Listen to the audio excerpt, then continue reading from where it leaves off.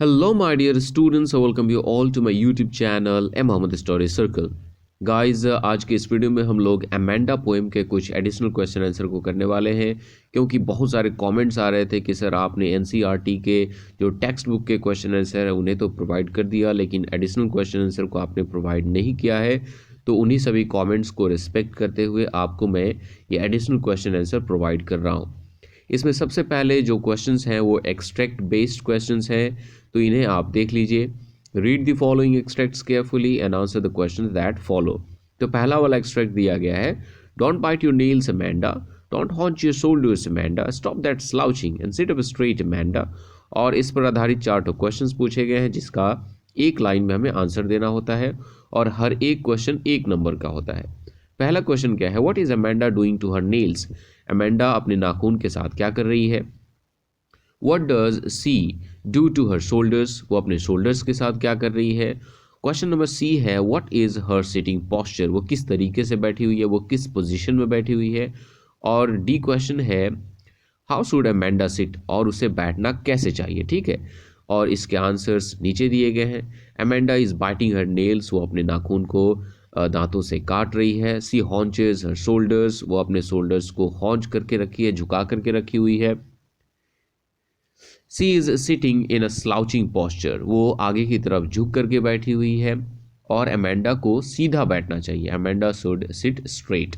ठीक है, तो ऐसे ही आपको करना है, एक्सट्रैक्ट को पढ़ना है, उस पर आधारित क्वेश्चंस को पढ़ना है और फिर उसके आंसर को आपको देख लेना है। तो ये रहा सेकंड एक्सट्रैक्ट, इस पे 4 क्वेश्चंस पूछे गए हैं और ये रहे उसके आंसर्स। ठीक है, ओके, मैं थोड़ा देर के लिए आपकी स्क्रीन पे दिखा देता हूँ।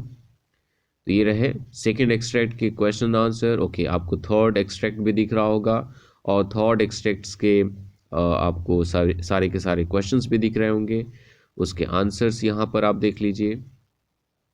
क्योंकि ये काफ़ी आसान है, काफ़ी इजी है, इसलिए इसको एक्सप्लेन करने में और इसको पढ़ने में मैं टाइम वेस्ट नहीं करूँगा, मेरा और अपना, आप दोनों का।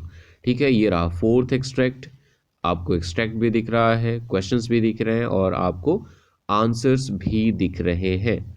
ओके, तो हम लोग मूव करते हैं नंबर 5th एक्सट्रैक्ट पे। 5th एक्सट्रैक्ट आपको यहाँ पे स्क्रीन पे दिख रहा है, थोड़ा सा और मैं बड़ा कर देता हूँ। हाँ, ये लीजिए। ओके, ये रहे सभी क्वेश्चंस नंबर 5th एक्सट्रैक्ट के और उसके आंसर्स भी आपको आपके स्क्रीन पे दिख रहे होंगे। ओके, थोड़ा सा कट जा रहा है, ये लीजिए। ओके, नंबर 6 एक्सट्रैक्ट ये रहा, उसके क्वेश्चंस भी हैं और उसके आंसर्स भी आपको दिख रहे होंगे। नंबर 7 क्वेश्चंस भी, आंसर्स भी। Okay, let's move further. अब यहाँ पर ये जो चीज़ें हैं ना, इसको देखना होगा। ये हैं आपके शॉर्ट आंसर क्वेश्चंस और इन्हें हमें एटलीस्ट कम से कम 30 से 40 वर्ड्स में लिखने होते हैं क्योंकि ये 2 मार्क्स के होते हैं, एक क्वेश्चन 2 नंबर के होते हैं। ठीक है, तो पहला क्वेश्चन यहाँ पे बताया गया है, व्हाट आर द रोल और importance of punctuation marks in language. Language में पंक्चुएशन मार्क्स का क्या रोल होता है, उसका क्या इंपॉर्टेंस होता है। Why has the poet use the exclamation mark after Amanda, कि इस पोएम में हमारे ऑथर ने अमेंडा के तुरंत बाद एक्सक्लेमेशन मार्क को क्यों यूज़ किया है। Comment on the title of the poem, और हमें इस पोएम के टाइटल अमेंडा के बारे में भी थोड़ा सा कमेंट करना है। जो इसका आंसर आप देख सकते हैं, punctuation is important part of grammar. Punctuation जो है वो ग्रामर का एक इम्पॉर्टेंट पार्ट होता है। It is use to create sense, clarity and stress in sentences. ये हमें सेंस, क्लैरिटी और किस सेंटेंस पे हमें कितना जोर देना है इस बारे में हमें समझाता है और इस बारे में हमें क्लैरिटी देता है। It is use to structure and organise the writing. लिखने के तरीके को अच्छे से ऑर्गेनाइज करने के लिए, अच्छे से स्ट्रक्ट करने के लिए हमें पंक्चुएशन की ज़रूरत पड़ती है। ओके, तो ये रहा इम्पॉर्टेंस लैंग्वेज में किसका, पंक्चुएशन का। And now will see that हमारे ऑथर ने अमेंडा के तुरंत बाद एक्सक्लेमेशन मार्क्स को क्यों यूज़ किया गया है, आई मीन ऑथर ने ऐसा यूज़ क्यों किया है। The exclamation mark is used after Amanda to show the mother's surprise on seeing Amanda. जब माँ अमेंडा को उल्टा उल्टा सीधा कुछ काम करते हुए देखती है तो काफ़ी सरप्राइज हो जाती है, काफ़ी हैरान हो जाती है। इसलिए हमारे ऑथर ने अमेंडा के तुरंत बाद क्या यूज़ किया है, एक्सक्लेमेशन मार्क यूज़ किया है। Amanda is a sulky and moody girl which upsets the mother. Amanda एक सल्की है, एक मूडी लड़की है जो कि उसकी माँ को हमेशा परेशान करती रहती है, अपसेट कर देती है। ठीक है। सेकेंड क्वेश्चन है, is the purpose of someone constantly giving instructions to Amanda being fulfilled, explain. अब यहाँ पे अमेंडा को कोई ना कोई लगातार क्या कर रहा है, इंस्ट्रक्शन दे रहा है, अमेंडा ये करो, अमेंडा वो करो। तो क्या वो जो पर्पस है वो पूरा हो रहा है या नहीं हो रहा है, यही हमें क्या करना है, एक्सप्लेन करना है। ठीक है। तो आंसर होगा no, Amanda sulks and becomes moody when her mother gives her too many instructions. She does not listen to her mother and does not care to follow them. But she can't dare to ignore them either. So she sulks. Parents, in their endeavor to make their children well behave, give them too many instructions. Question number 3 है, Amanda imagines herself to be Rapunzel, yet would not like to do what all she did. Identify and state the reasons for her decisions. Amanda wants to be Rapunzel because she wants to live a peaceful life in a tower where no one gives any instruction and she does not have to do any work. But she doesn't want to escape with a prince like Rapunzel. She never wants to escape and leave such a peaceful atmosphere with no instructions and no work to do.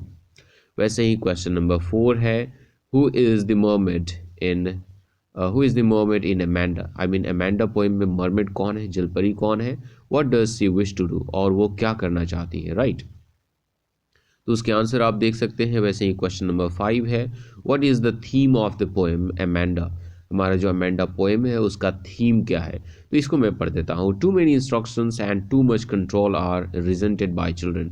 जब बच्चे को बहुत सारा instruction दिया जाता है, बहुत सारा उसको कहा जाता है ये करो वो करो, ये मत करो वो ना करो, तो बच्चे उसको क्या करते हैं, रिजेंट करते हैं, उसको मना करते हैं, ऐसा नहीं करते, उसका विरोध करते हैं। They get bored and fed up, और इससे वो बोर हो जाते हैं और चिढ़ जाते हैं, परेशान हो जाते हैं। Then they listen to their parents half heartedly and indulge in day dreaming, और इस तरीके से बच्चे अपने पेरेंट्स की बातों को पूरे दिल से नहीं सुनते और दिन में सपने देखने लगते हैं। वैसे ही क्वेश्चन नंबर 6 है, what message does the poet want to give through the poem Amanda, कि इस पोएम के माध्यम से हमारा जो ऑथर है, हमारा जो पोएट है, वो कौन सा मैसेज देना चाहता है। आप आंसर देख सकते हैं अपने स्क्रीन पे। नाउ 7th क्वेश्चन है, who was Amanda, what idea do you form of her through the poem, कि यहाँ पे अमेंडा कौन है, अमेंडा कौन थी, और अमेंडा के बारे में आप किस तरह का विचार इस पोएम को पढ़ने के बाद बना सकते हैं। तो ये रहा उसका आंसर। क्वेश्चन नंबर 8 देख लेते हैं, why does she dream to be an orphan, आखिर अमेंडा एक अनाथ क्यों बनना चाहती है, उसका आंसर आप देख सकते हैं। क्वेश्चन नंबर 9 है, Amanda imagines herself to be a Rapunzel, Amanda अपने आप को एक रेपुंजल की तरह इमेजिन करती है, yet would not like to do what all she did, identify and state the reasons for her decision. Question number 10 है, what made Amanda sulk and become moody, Amanda को कौन सा चीज़ मूडी और सल्की बनाता है। Question number 11, how is Amanda seen behaving when the poem starts, कि जब पोएम शुरू होता है तो अमेंडा को किस तरीके से बिहेव करते हुए देखा जाता है। What does the speaker ask her not to do, और जो हमारा स्पीकर है उसे क्या करने के लिए मना करता है। ओके, तो आप आंसर देख सकते हैं। In her day dreaming Amanda reaches the sea, what does she imagine herself to be, कि जब अमेंडा दिन में ही सपने देख रही होती है तो जब वो समुद्र में जाती है तो अपने आप को किस तरीके से इमेजिन करती है, अपने आप को क्या मानती है। क्वेश्चन नंबर 13 है, what 3 things does the speaker ask Amanda to do which she has not done, कि हमारा स्पीकर अमेंडा को वो कौन सा 3 काम करने को कहता है जो कि अमेंडा नहीं की होती है, राइट। तो इसका आंसर आप नीचे देख सकते हैं। क्वेश्चन नंबर 14 है, how does Amanda describe her life as an orphan, एक अनाथ के तौर पे, एक ऑर्फन के तौर पे अमेंडा अपनी लाइफ को कैसे डिस्क्राइब करती है, उसका आंसर ये रहा। Question number 15, why is Amanda forbidden to eat chocolate? Amanda को चॉकलेट खाने से क्यों मना किया गया है? How does Amanda behave when she is addressed by the speaker? और अमेंडा कैसे बिहेव करती है जब हमारा स्पीकर उसे एड्रेस करता है या उसे कोई काम करने के लिए कहता है? Next question, what does Amanda से I am Rapunzel? What does she promise not to do?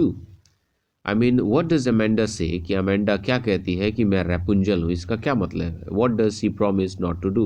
और वो क्या प्रॉमिस करती है कि जब वो रैपुंजल बनेगी तो क्या नहीं करेगी? नेक्स्ट क्वेश्चन है, what does the speaker tell Amanda in the end? कि हमारा जो स्पीकर है, हमारा जो ऑथर है या पोएट है, वो एंड में अमेंडा से क्या कहता है? What is the speaker afraid of? और हमारा स्पीकर किस बात को लेकर डरा हुआ है? What is the central idea of the poem? इस पोएम का सेंट्रल आइडिया क्या है? ओके, तो ये रहा हमारा शॉर्ट क्वेश्चन आंसर। अब हम लोग अपने लॉन्ग क्वेश्चन आंसर को भी देख लेते हैं, जिसे 100 to 150 वर्ड्स में लिखे जाते हैं और एक क्वेश्चन 8 नंबर का होता है। ठीक है, is Amanda's attitude a typical teenager behaviour? क्या कि जो अमेंडा का जो बिहेवियर है, कि अमेंडा का जो एटीट्यूड है, क्या वो एक सच में जो टिपिकल टीनेजर होते हैं, क्या उसी के तरीके से वो बिहेव कर रही है? What is the lesson for parents from this poem? इस पोएम से पेरेंट्स को, माँ बाप को किस तरह का किस तरीके का सबक सीखने को मिलता है? ओके, आप इसके आंसर को देख सकते हैं। सेकंड क्वेश्चन है, bringing up teenagers can be both bringing up teenagers can be both a challenge and fun. How far do you agree? कि अगर हम टीनेजर्स के बारे में बात करें तो ये काफ़ी चैलेंजिंग भी हो सकता है और काफ़ी फ़नी भी हो सकता है। How far do you agree? और आप इस बात को लेकर कहाँ तक एग्री करते हैं? Express your views with reference to Amanda's life. Amanda की लाइफ को देख करके आप अपने व्यूज़ को एक्सप्रेस कर सकते हैं। तो ऑलरेडी यहाँ पर एक्सप्रेस किया हुआ है, आपको टेंशन लेने की कोई ज़रूरत नहीं है। What does the girl yearn for? वो लड़की किस चीज़ की इच्छा रखती है, क्या बनना चाहती है, क्या करना चाहती है, किस चीज़ की ख्वाहिश होती है उसकी? What does this poem tell you about Amanda? और ये पोएम आपको अमेंडा के बारे में क्या बताता है? तो इस तरीके से एडिशनल क्वेश्चन आंसर भी कंप्लीट हो गए। बहुत सारे क्वेश्चन थे। अब ये सेल्फ असेसमेंट टेस्ट है, अगर आप चाहते हैं तो इस टेस्ट को दे सकते हैं। इसमें एक्सट्रैक्ट बेस्ड क्वेश्चंस है, आपको एक्सट्रैक्ट पढ़ना है और इस पर आधारित क्वेश्चंस पूछे गए, उनको आंसर करना है। वैसे ही सेकंड एक्सट्रैक्ट है, उसके बाद कुछ शॉर्ट क्वेश्चंस हैं, टोटल 5, और 2 लॉन्ग क्वेश्चन आंसर भी दिए गए हैं। ठीक है, तो इस तरीके से हमने अमेंडा पोएम के एडिशनल क्वेश्चन आंसर को कंप्लीट कर लिया। मिलते हैं हम लोग एक नए चैप्टर के साथ, एक नए चैप्टर के क्वेश्चन आंसर के साथ। तब तक के लिए टेक केयर, बाय बाय।